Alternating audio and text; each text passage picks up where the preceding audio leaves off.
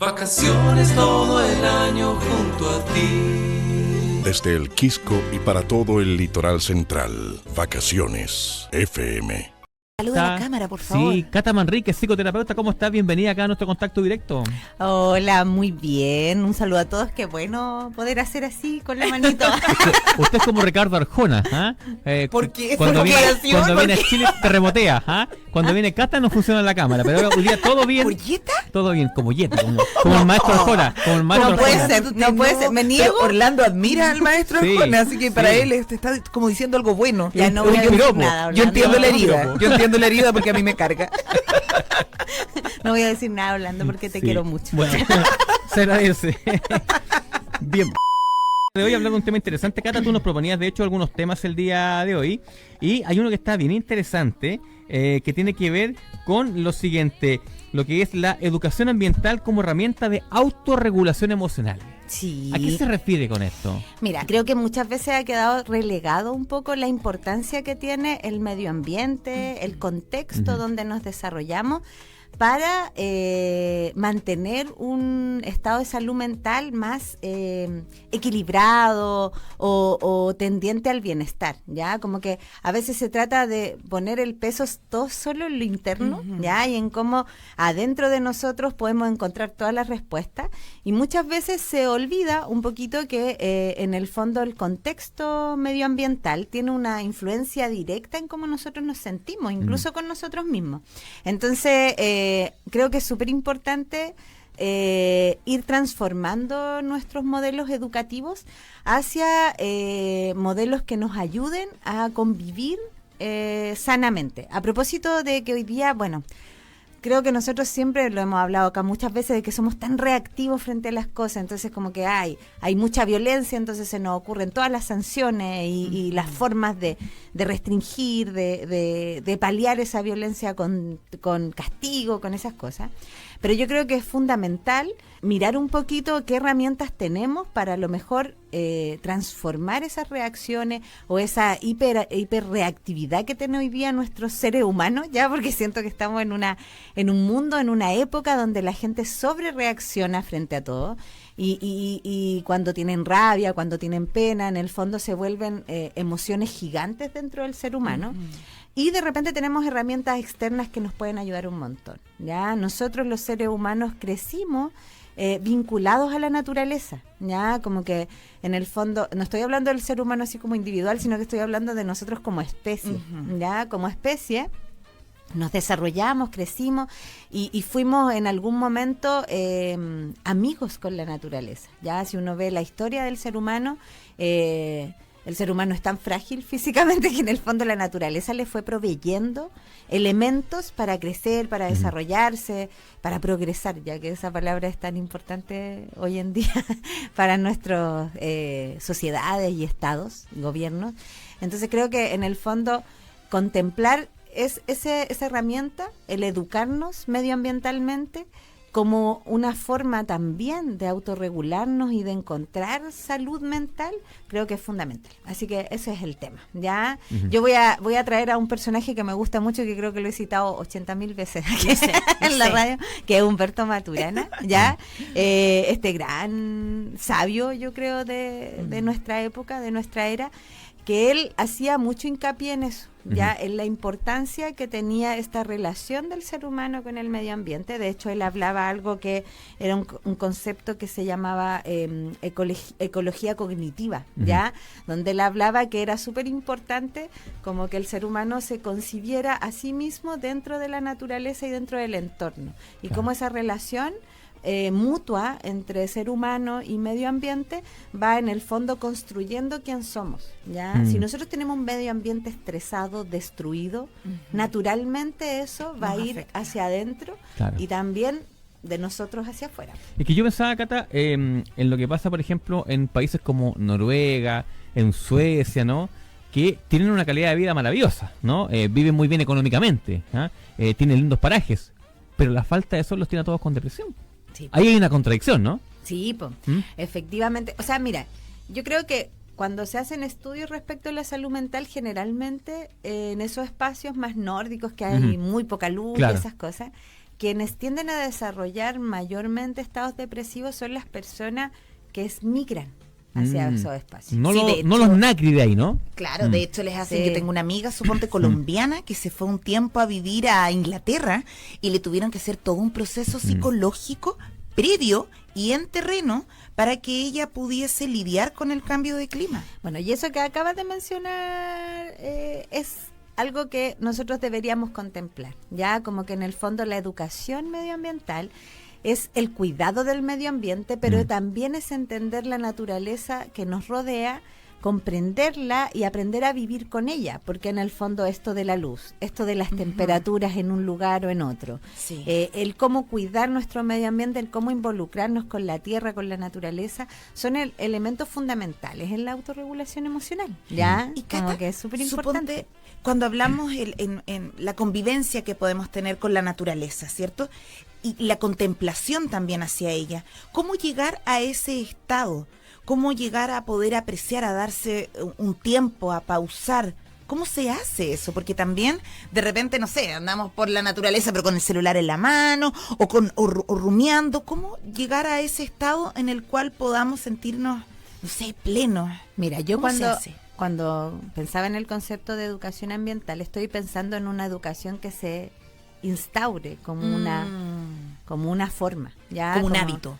Claro, yo creo que es súper importante como si uno piensa en la educación formal en los colegios, creo que hoy en día tiene que estar incorporado la educación ambiental. O sea, por ejemplo, para nosotros los que vivimos acá, creo que los niños educarse en el territorio, entender el territorio en el que viven es súper importante. Sí, y porque eso hay no muchos está. que no saben nadar. Sí. Y suponte teniendo el No mar acá, involucrado. cuando educación física debería estar Contemplado. con clases de natación. O no Exactamente. sé, o el tema de las algas, que la otra vez venía acá a hablar un chico de un proyecto. Deberíamos, quienes vivimos acá, quienes habitamos, conocer cuáles son las algas comestibles como base. Como un sustento. Claro, como parte del Claro, cotidiano, entonces, sí. entonces esa forma, claro, yo pienso en eso cuando hablo de Sí. educación ambiental y eso también nos va a ayudar si nosotros crecemos y nos desarrollamos vinculados a la naturaleza, entendiendo la naturaleza como como una instancia de convivencia también, donde yo Sí. convivo con ella y ella me aporta y yo le aporto, también me va a permitir que yo tenga esta idea de que puedo encontrar ahí paz. Y ¿ya? un vínculo. Y un vínculo. Entonces, claro, la contemplación de la que tú hablas, que es como más de la vida adulta, va a ocurrir si yo realmente valoro este espacio. Yo creo que para todos los que vivimos acá nos pasa que igual nos da como un poco de penita cuando no sé, pues para el año nuevo o Ay, sí. después para el verano, uno, va en la mañana a la playa y de verdad que es un basural. O sea, lleno de confeti. aún, por lo menos a mí, me afecta emocionalmente Ujú. eso, ya como que voy caminando, o sea, a mí me pasó que en algún momento en marzo salí como a trotar a la playa y grabé y lo publiqué, porque todavía había confeti, desde el 31 de Hasta hace diciembre unas hasta semanas marzo. atrás sí. también. Tú lo veías. ¿Te acuerdas Ajá. en la portada, en estas En el- playitas que hay hacia en adentro el del living bosque con del el Canelo. Por ahí hay un sillón que yo le digo el sillón existencialista, Sí. precioso, una vista maravillosa, lleno de confeti, pero hasta hace un par de Entonces, semanas. Por eso uno piensa, ¿cachai? uno analiza, a mí, por Duele. ejemplo, me afecta, Sí. duele. Ya, como que yo digo, ¿cómo vayas a venir a la playa y quieres disfrutarle? Si vengo Sí. a veranear, a pasarlo bien aquí, y no te va a O en la importar nada playa, eso, las como lo colillas, dejo. cuando estábamos ahora con Orlando en el verano, contacto directo en la playa. Oye, era cosa de salir menos de 10 minutos caminando y tenías una bolsa llena Una de bolsa. colillas y dices, Una bolsa. ¿cómo? Entonces, Es contradictorio. Eso es parte de esta idea, y que yo creo que es súper importante entenderlo, que en el fondo nosotros como seres humanos tenemos que entender nuestro espacio como un espacio que es como una extensión de nosotros mismos. Entonces, Sí. la naturaleza, si, por ejemplo, no sé, si yo a todos les dijera, ya, a ver, cerremos los ojos un ratito y piensa en tu lugar favorito de la naturaleza.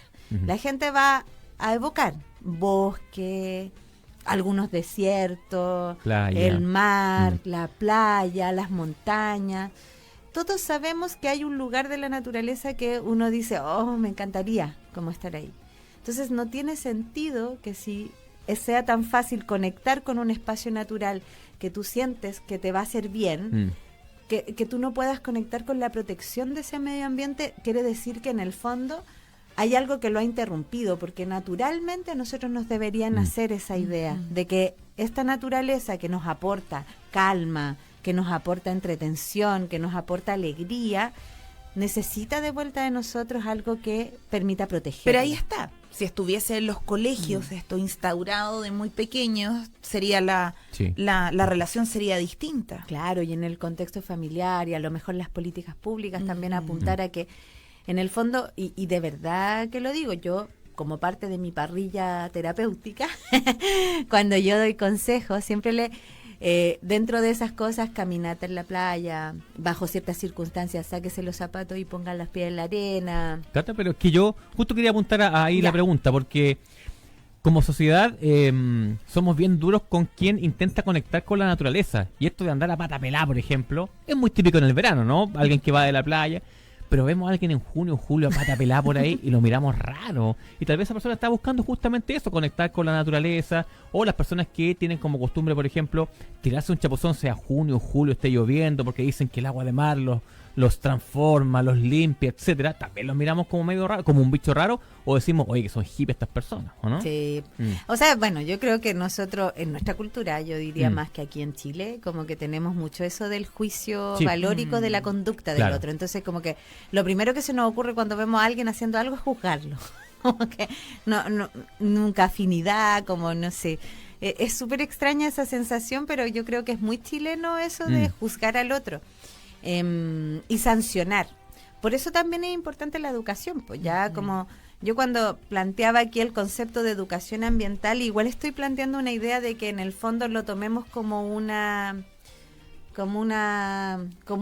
misión o como una visión de sociedad también, donde en el fondo nosotros entendemos, porque esa sería la gracia, que entendiéramos que la educación ambiental nos permite proteger nuestro planeta, que hoy día está en peligro y toda la ciencia lo dice, ya no podemos hacernos como los lesos con eso. O sea, hoy en día hay una situación del calor en Europa que ha traído miles de muertes, o sea, no es como algo así nomás, ¿ya? Entonces, sabemos que ahí hay una situación con nuestro planeta que hemos ido deteriorando precisamente porque no hemos sido capaces de educarnos. Claro. Yo apelo a que si en algún momento pudiésemos tener esa visión de educarnos ambientalmente como un mecanismo de proteger el medio ambiente, pero también como un mecanismo de protegernos a nosotros mismos. Es que va de la mano. De que nos entregue esa regulación. Las experiencias escolares, no sé, aquí en la escuela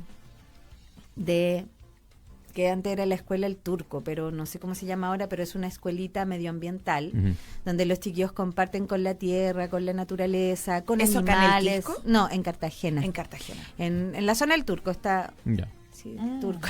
Siempre me confundo entre la escuela Lo Abarca, pero una de esas que está ahí tiene es una escuela ecológica. Y en el fondo los chiquillos están desde un inicio vinculados al contacto con la naturaleza y al cuidado. El ser humano tiene dentro de sí ese arraigo al cuidado. Tendemos a cuidar a otro. Uno ve un bebé que si a la mamá se le cayó algo o la mamá está llorando, va y consuela, ya como que hay una cosa en nosotros que está ahí, un mecanismo de cuidado.